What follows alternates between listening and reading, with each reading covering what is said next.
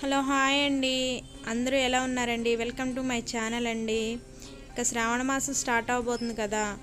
ఆడవాళ్ళందరికీ ఒకటే కంగారు, మగవాళ్ళందరికీ ఒకటే టెన్షను. ఆడవాళ్ళకి ఎందుకంటే అమ్మవారిని ఎలా రెడీ చేసుకోవాలి, అమ్మవారికి ఏ ప్రసాదాలు పెట్టాలి, ఇల్లంతా ఎలా క్లీన్ చేసుకోవాలి, పిల్లల్ని ఎలా స్కూల్కి పంపించాలి అని ఒకటే టెన్షను.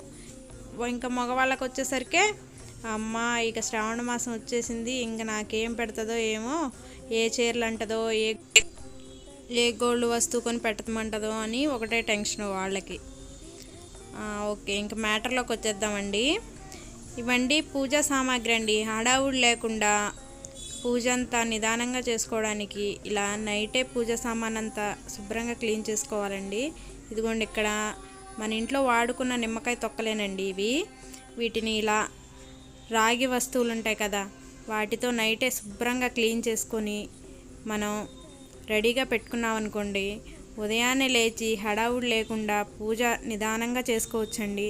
ఒకవేళ మనం లేట్గా లేచినా టెన్షన్ ఏం లేకుండా నిదానంగా చేసుకోవచ్చండి. ఇదిగోండి, ఇలా నీట్గా క్లీన్ చేసుకొని మనం పూజ చేసుకున్నాం అనుకోండి, హడావుడి ఉండదు, పూజ కూడా త్వరగా చేసుకున్నట్లు ఉంటుంది. మేమైతే ఇలా నైటే క్లీన్ చేసుకొని మార్నింగ్ ప్రశాంతంగా పూజ చేసుకుంటామండి. అదే మార్నింగే క్లీన్ చేసుకొని పూజ చేసుకోవాలంటే అంతా హడావుడిగా ఉంటుంది కదండి. అందుకని చెప్పి నైటే క్లీన్ చేసుకున్నాం అనుకోండి, పూజ అంతా నిదానంగా చేసుకోవచ్చు. ఇదిగోండి, ఇలా రాగి వస్తువులు ఇలా క్లీన్ చేసుకుంటానండి. మా పెద్దమ్మ క్లీన్ చేస్తున్నారు ఇక్కడ.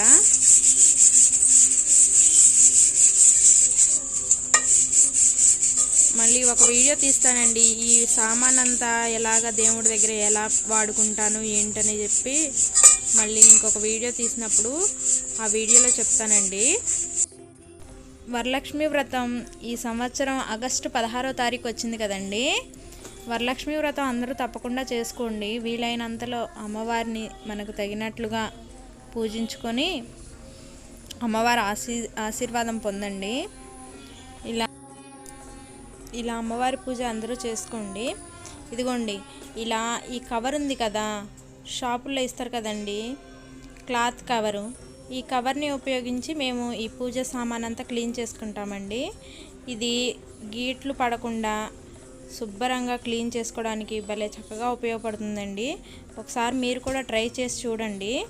ఇలాగా చక్కగా రుద్దుకోవచ్చండి. దీంతో ఇలా తోముకుంటుంటే అస్సలు గీట్లు అనేవి పడవు. అదే స్క్రబ్బరు లేకపోతే స్టీల్ పీసు వాటిని ఉపయోగిస్తే ఈ పూజా సామాన్ మీద అంతా గీట్లు పడి నీట్గా కనిపించట్లేదండి. అందుకని చెప్పి ఇలా ఈ కవర్ని ఉపయోగించాము.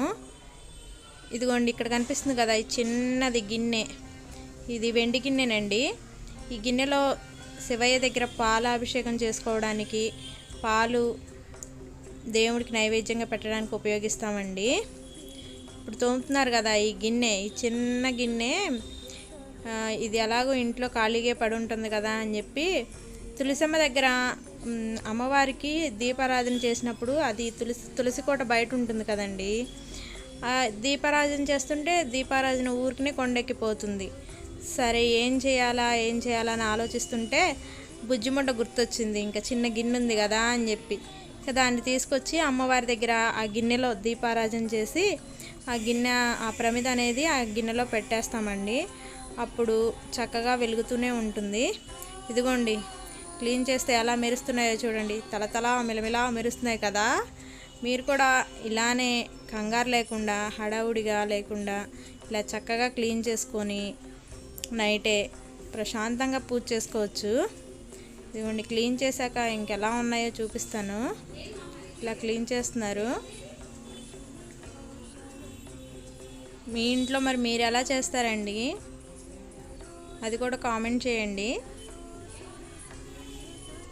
ఇదిగోండి, చూడండి ఎలా ఉన్నాయో క్లీన్గా, భలే చక్కగా ఉన్నాయి కదా, భలే మెరుస్తున్నాయి. ఇలా నైటే శుభ్రం చేసుకొని నీట్గా పెట్టుకున్నాం అనుకోండి, అస్సలు హడావుడి ఉండదు, ప్రశాంతంగా పూజ చేసుకోవచ్చు.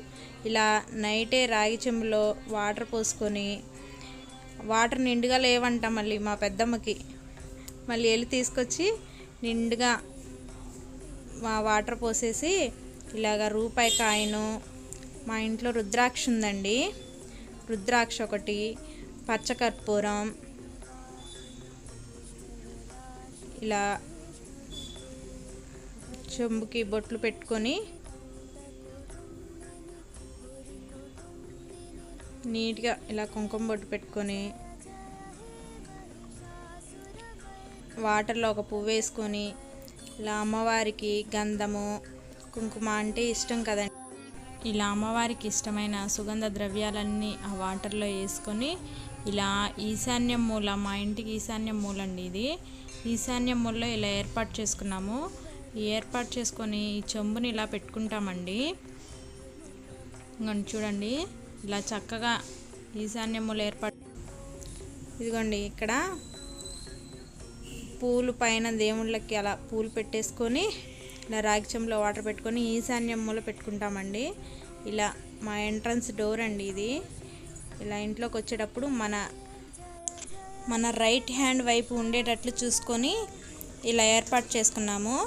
కొంతమందికి ఇలా లేకపోతున్నా సరే ఒక పీట ఏర్పాటు చేసుకొని ఆ పీట మీద ముగ్గు వేసుకొని కూడా ఏర్పాటు చేసుకోవచ్చు.